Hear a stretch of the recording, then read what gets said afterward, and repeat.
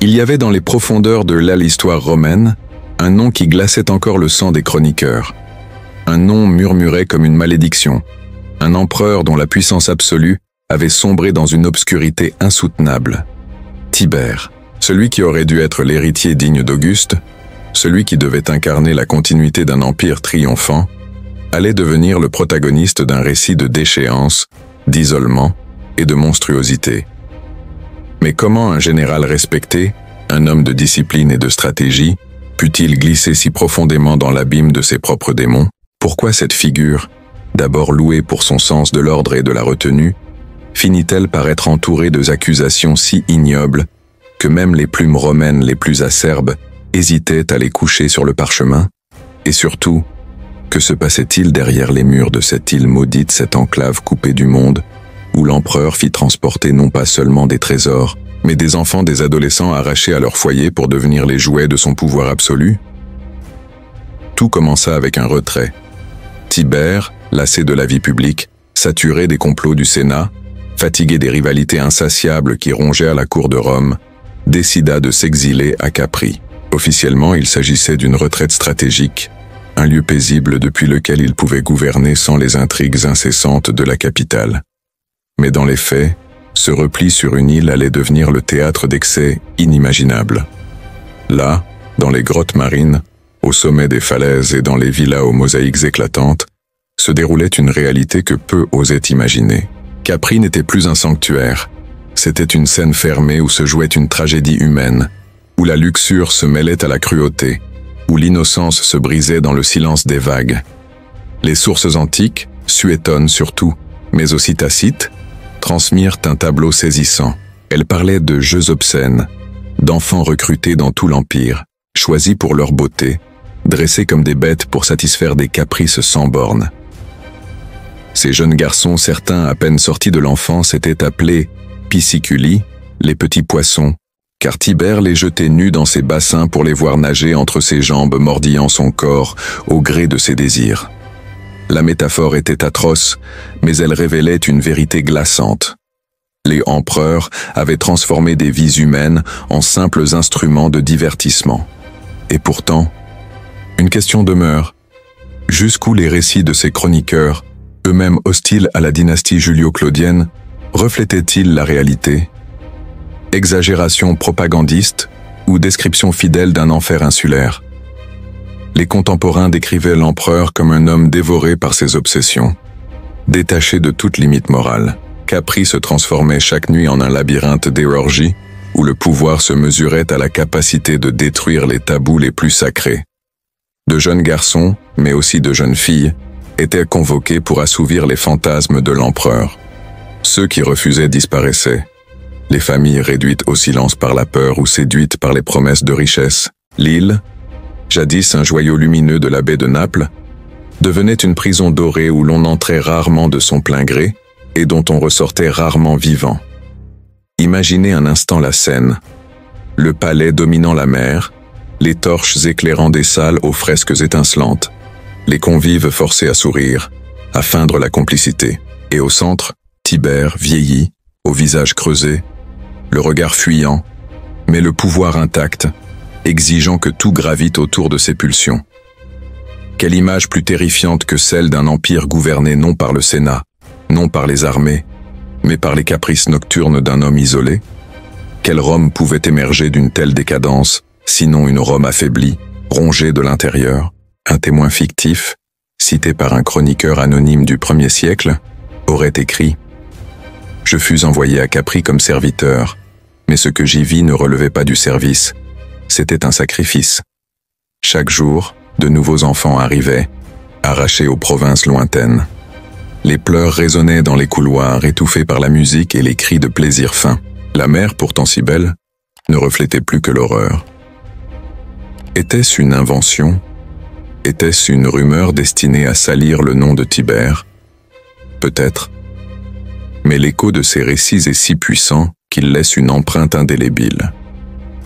Le paradoxe de Tibère demeure fascinant. Un chef militaire respecté, un administrateur capable, mais un homme prisonnier de ses obsessions les plus sombres. Ses contemporains rappelaient qu'il avait commencé sa vie dans l'ombre de figures plus grandes, relégué, presque effacé par la gloire d'Auguste. Peut-être cette frustration intime, cette rancune accumulée, se libéra-t-elle brutalement lorsqu'il eut enfin la couronne.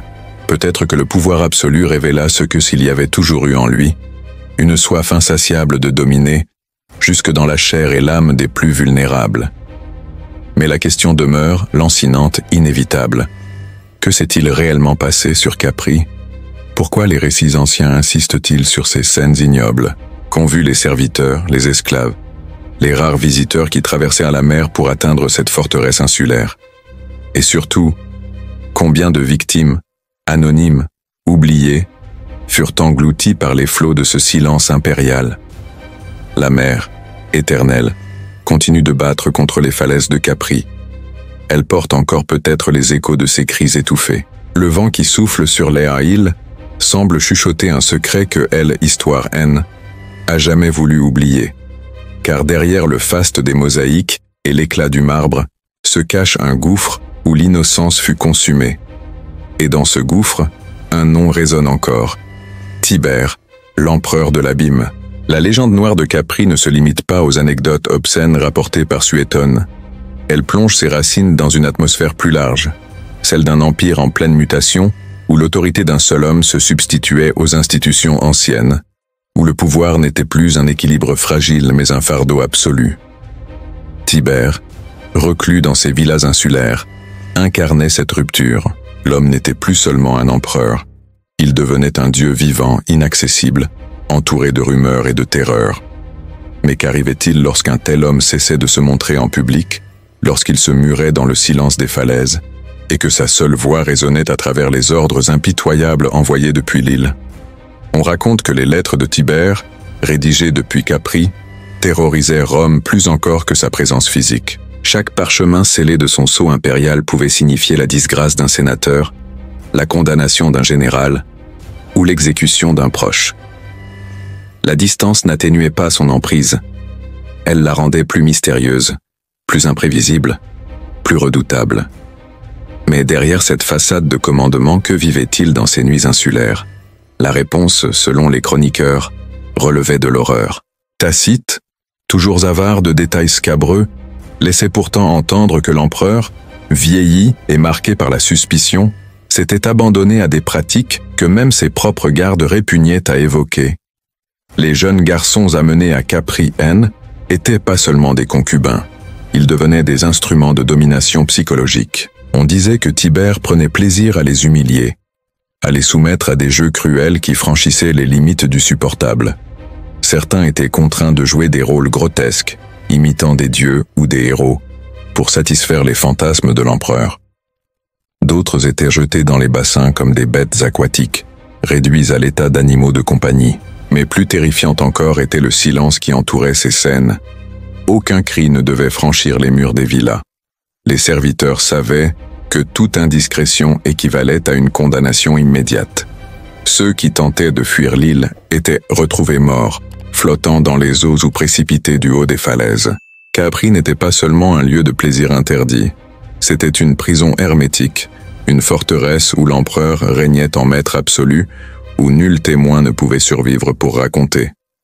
Et pourtant, certains récits traversèrent le temps, transmis par des bouches tremblantes, gravés dans des mémoires traumatisées. Un ancien esclave libéré, cité par des sources tardives, affirma « J'ai vu des enfants supplier pour rentrer chez eux. J'ai vu des yeux se voiler dans la nuit, quand ils comprenaient que personne ne viendrait les sauver. Tibère n'était pas un homme, il était un gouffre. » Était-ce une hyperbole née de la haine envers les Julio-Claudiens, ou bien une description fidèle de ce que Capri devint? Là réside toute l'ambiguïté de l'histoire. Mais une chose est certaine, ces accusations, vraies ou exagérées, suffirent à sceller pour l'éternité la réputation monstrueuse de Tibère. Ce qui frappe, c'est le contraste avec ses débuts. Car avant Capri, Tibère fut un général brillant, un stratège respecté, un homme capable de discipline et de retenue. Les légions l'avaient suivi avec admiration lors de ses campagnes en Germanie et en Pannonie.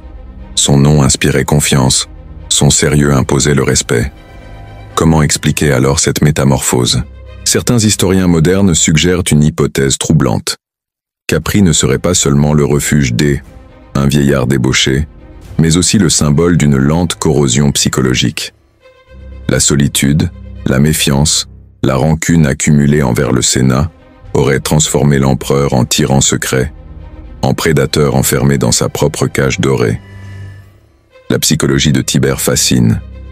Taciturne, distant, il fut dès son jeune âge marqué par le rejet et la frustration. Marié contre son gré, forcé d'abandonner la femme qu'il aimait, toujours éclipsé par Auguste et d'autres figures de la dynastie, il accumula une rancune sourde. Peut-être que Capri ne fut pas une chute soudaine, mais l'aboutissement d'une vie de frustration. L'isolement, au lieu d'apaiser son âme, libéra ses pulsions les plus noires. Comme si la mer qui entourait il avait tranché le dernier lien entre lui et l'humanité. Un autre détail glaçant revient sans cesse dans les sources. La notion de sacrifice rituel. Certains récits parlent d'enfants offerts comme victimes, non seulement de désir, mais aussi de cruauté sacrificielle. Tibère aurait pris plaisir à mêler l'érotisme à la douleur, dans des mises en scène où la domination atteignait un paroxysme. Était-ce une invention malveillante? Peut-être.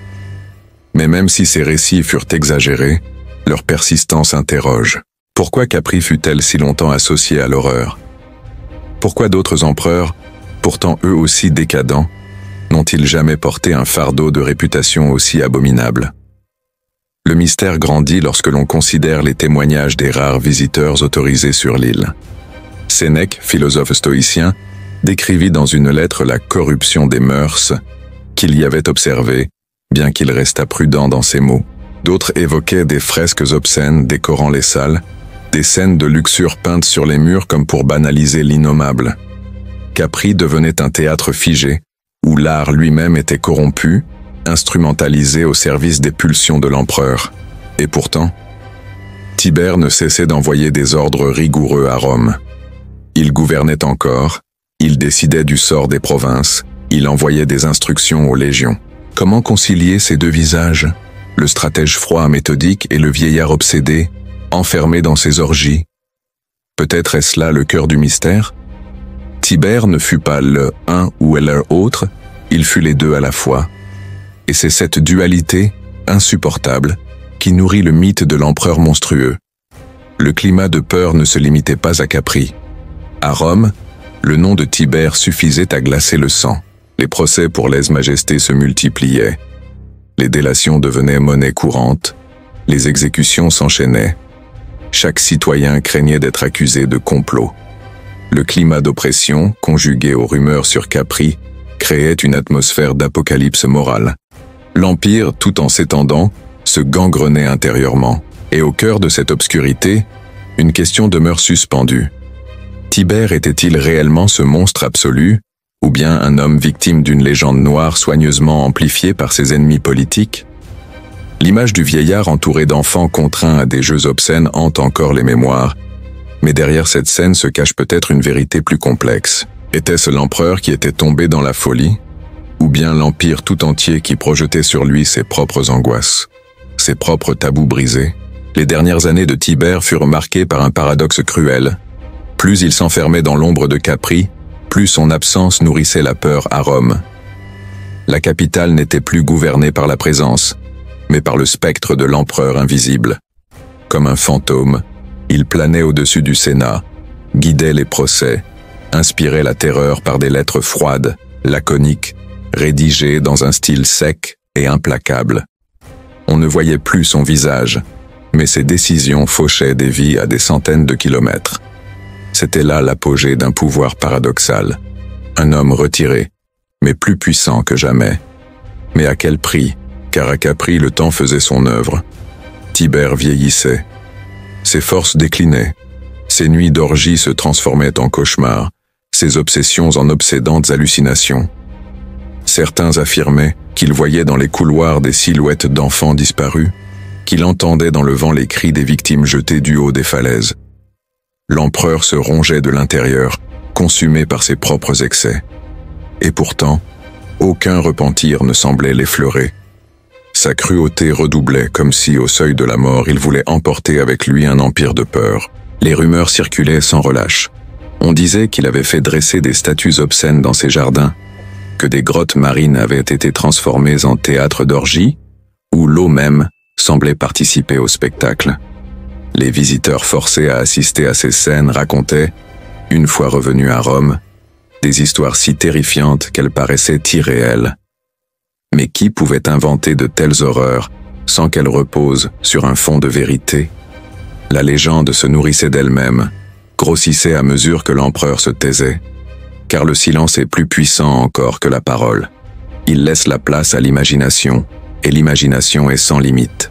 Un sénateur exilé, dans une lettre interceptée, écrivit « Rome n'a plus de maître, Rome n'a plus d'empereur. Elle a un démon caché dans une île, et ce démon dévore lentement notre cité. » Ces mots circulèrent, clandestinement, renforçant l'image d'un Tibère transformé en figure démoniaque, presque surnaturelle. À ce stade, il n'était plus seulement un homme, il était le symbole d'une décadence qui dépassait l'individu pour contaminer toute une dynastie. Et dans cette atmosphère, Caligula attendait. Le jeune héritier, façonné par les spectacles morbides de Capri, apprenait à manier la duplicité, à sourire tout en observant, à dissimuler sa haine sous des gestes dociles. Tibère l'avait peut-être choisi comme successeur, mais il avait aussi forgé en lui une arme vengeresse. Car comment sortir indemne d'une enfance passée au milieu des banquets sanglants, des cris étouffés, des corps brisés? Déjà, dans son regard, certains disaient voir briller la même folie.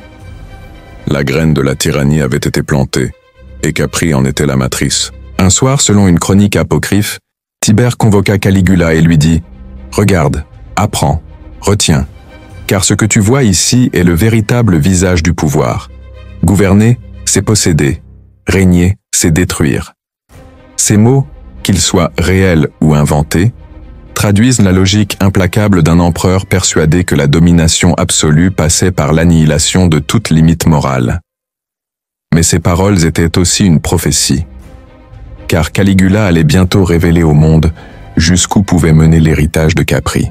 Tandis que le vieil empereur s'enfonçait dans la vieillesse, des complots se tramaient à Rome.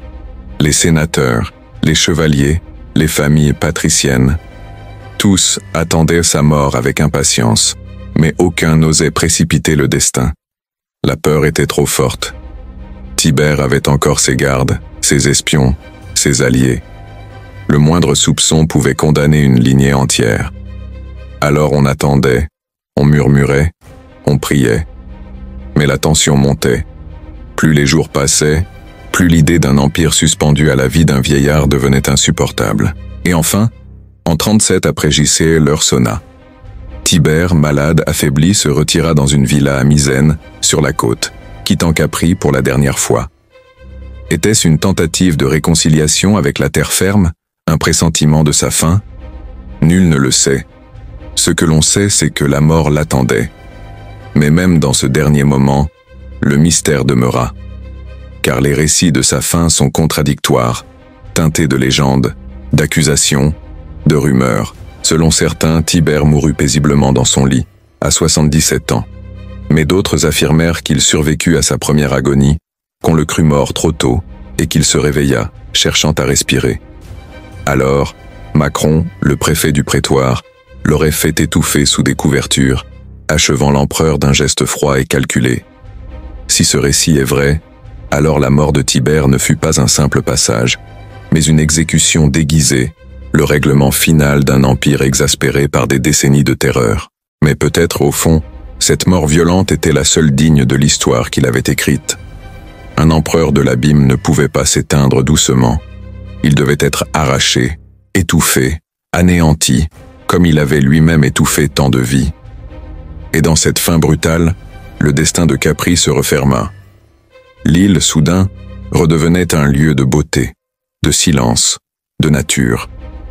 Mais pouvait-elle vraiment se libérer du sang versé? Rome, à l'annonce de sa mort, soupira de soulagement. Les sénateurs purent enfin sortir de l'ombre, les familles respiraient à nouveau. Mais en même temps, un frisson parcourut l'empire, car désormais, c'était Caligula qui allait régner. Le disciple de Capri, l'enfant du monstre, l'héritier de la dépravation. Avait-on vraiment échappé à la malédiction? Ou ne faisait-on que plonger plus profondément encore dans la folie? Les chroniqueurs antiques s'accordent sur un point. La mort de Tibère fut accueillie comme une libération. Et pourtant, son ombre ne disparut pas. Elle continua de hanter les récits, de nourrir les peurs, de façonner l'imaginaire. Car Capri, avec ses villas et ses falaises, restait là, témoin muet.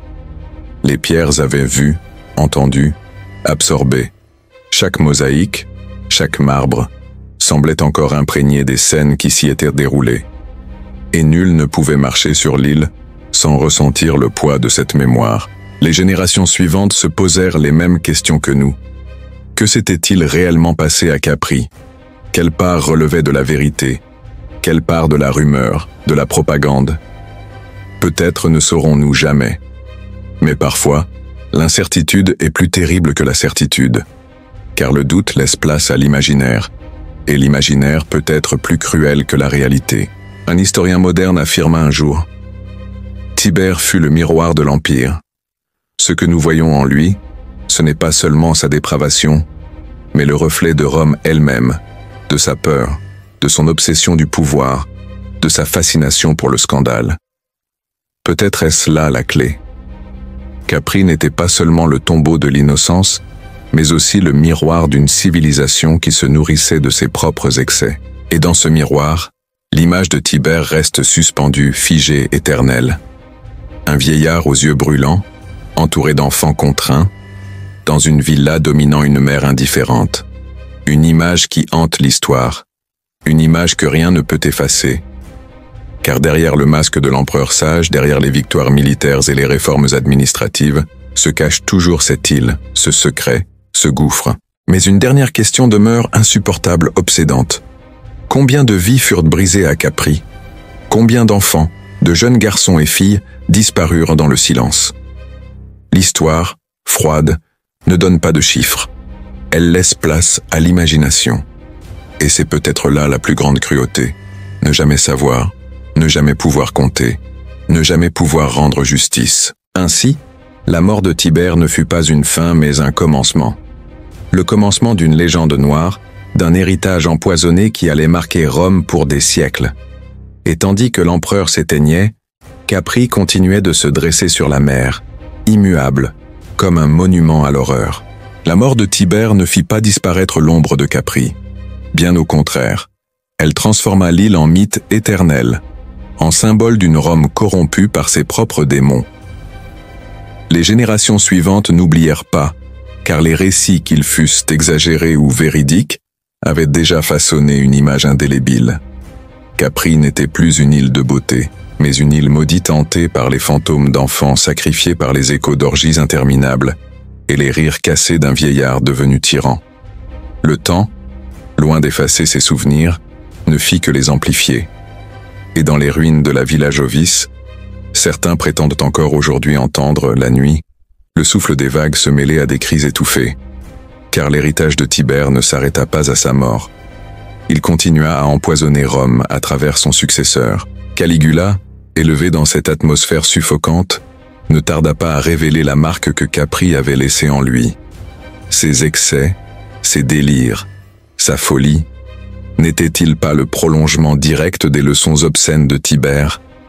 Comment croire que l'enfant qui avait grandi dans un tel enfer pouvait devenir un souverain équilibré? Ainsi, la malédiction de Capri ne s'éteignit pas avec Tibère. Elle renaquit, transfigurée, dans l'empereur qui allait plonger Rome dans une ère de délire absolu. Mais l'histoire de Tibère garde un pouvoir unique. Car à travers lui, à travers les récits terribles de son règne, on voit apparaître les lignes de faille d'une civilisation entière. Rome, l'empire tout-puissant, se voulait maître du monde, mais derrière le faste, derrière les victoires, derrière les monuments, se cachait une fragilité, une corruption intime, un gouffre moral qui menaçait de tout engloutir. Tibère fut le révélateur de ce gouffre. Capri en fut le théâtre. Et nous, des siècles plus tard, continuons à scruter ces ombres, à chercher la vérité dans un entrelac de rumeurs et de silences. Les écrivains antiques furent implacables. Suétone, Tacite, Dion Cassius, tous s'acharnèrent à dresser le portrait d'un tyran monstrueux. Mais leur insistance elle-même nous interroge. Pourquoi tant de détails sordides? Pourquoi tant de récits d'orgies, de cruauté sexuelle, de crimes contre l'innocence? Était-ce parce qu'il reflétait une réalité insupportable, ou parce qu'il servait à frapper les esprits, à diaboliser une dynastie? Peut-être les deux. Car même si une partie fut invention, l'empreinte fut réelle. Capri devint un nom maudit, Tibère un exemple de déchéance, et ce mélange de vérité et de fiction, de fait et de propagande, nourrit encore aujourd'hui notre fascination. Un historien contemporain, évoquant Tibère, écrivit « Qu'il ait réellement commis ces crimes ou non importe peu. L'essentiel est que ses contemporains le crurent capable de les commettre. Voilà la véritable condamnation. » L'empereur avait laissé derrière lui une réputation si sombre qu'elle devint vérité par elle-même. Et dans ce brouillard entre histoire et légende, Capri reste suspendu comme une blessure jamais refermée. Mais au-delà du scandale, au-delà des rumeurs, il y a la question humaine. Car derrière chaque récit se cachent des victimes. Des enfants arrachés à leur foyer, des adolescents transformés en jouets de pouvoir, des familles réduites au silence. L'histoire, souvent, les efface, ne laissant place qu'au nom du bourreau. Mais les fantômes demeurent, et l'île silencieuse les garde encore en mémoire. Chaque pierre, chaque falaise, chaque grotte pourrait témoigner, mais elles se taisent. Alors c'est à nous d'écouter, d'imaginer, de reconstituer, car il y a quelque chose de fascinant dans cette ombre. Pourquoi tant de siècles plus tard, continuons-nous à parler de Tibère? Pourquoi Capri nous obsède-t-elle encore? Peut-être parce que, elle, histoire de cet empereur, révèle une vérité intemporelle. Le pouvoir absolu corrompt absolument. Lorsque plus aucune limite n'existe, lorsque tout devient possible, lorsque l'on peut disposer de vies humaines comme de simples objets, alors l'humanité disparaît. Tibère, en s'isolant, en se coupant du monde, en transformant une île en théâtre d'horreur, incarne cette vérité universelle. Et c'est pour cela que son nom résonne encore. On raconte que, longtemps après sa mort, des voyageurs évitaient Capri. Ils craignaient d'y trouver des malédictions, d'y croiser les fantômes des victimes. Certains affirmaient que la mer autour de l'île avait une couleur plus sombre, comme si elle avait absorbé le sang versé.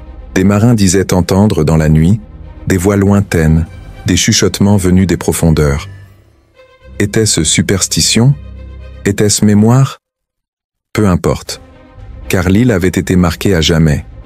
Et lorsque l'on contemple aujourd'hui Capri, ses falaises blanches, ses eaux turquoises, ses grottes étincelantes, on ne peut s'empêcher de penser au contraste terrible entre la beauté du lieu et l'horreur des récits. Cette juxtaposition est peut-être ce qui rend l'histoire de Tibère encore plus glaçante.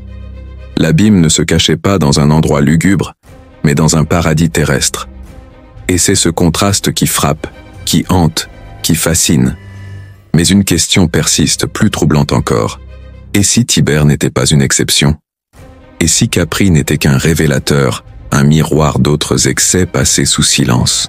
Car l'histoire romaine est pleine de récits d'orgies, de cruauté, de tyrans. Tibère fut peut-être le plus exposé, le plus accusé, mais il ne fut pas seul. Et cela rend son histoire encore plus inquiétante. Car si Capri fut un enfer, combien d'autres enfers restèrent invisibles, effacés, oubliés? La fin de Tibère fut le début d'une nouvelle ère, celle de Caligula. Mais en réalité, c'était la même ombre qui continuait de s'étendre, la même malédiction qui se poursuivait. L'île avait engendré un héritier à son image, et Rome allait découvrir que la mort d'un tyran ne signifiait pas la fin du cauchemar. Au contraire, car chaque tyran prépare le suivant, et ainsi, le nom de Tibère, associé à Capri, reste pour l'éternité un avertissement. Un avertissement sur les dangers de l'isolement, sur les ravages du pouvoir absolu, sur la fragilité de l'humanité lorsqu'elle se retrouve sans garde-fou. L'empereur, autrefois général discipliné, autrefois homme de raison, s'était transformé en monstre. Mais ce monstre, c'est aussi l'écho de nos propres ténèbres. Alors que les vagues continuent de battre contre les falaises, que les touristes arpentent aujourd'hui les ruines de la Villa Jovis, une question demeure suspendue, lancinante, obsédante. Que reste-t-il des cris, des pleurs, des rires brisés? Ont-ils disparu dans le vent? Ou hantent-ils encore les pierres? L'histoire ne répond pas. Elle se contente de répéter ce nom, encore et encore, Tibère. Et derrière ce nom, un gouffre. Car la vérité, peut-être, est plus terrible encore que les rumeurs. La vérité, c'est que nous ne saurons jamais vraiment. Et c'est ce mystère, ce silence, cette impossibilité de trancher entre le réel et le légendaire, qui fait de l'histoire de Tibère l'une des plus sombres, des plus fascinantes, des plus insoutenables de toute l'Antiquité. Capri reste là, immuable, mais l'ombre de Tibère plane encore, et plane pour toujours.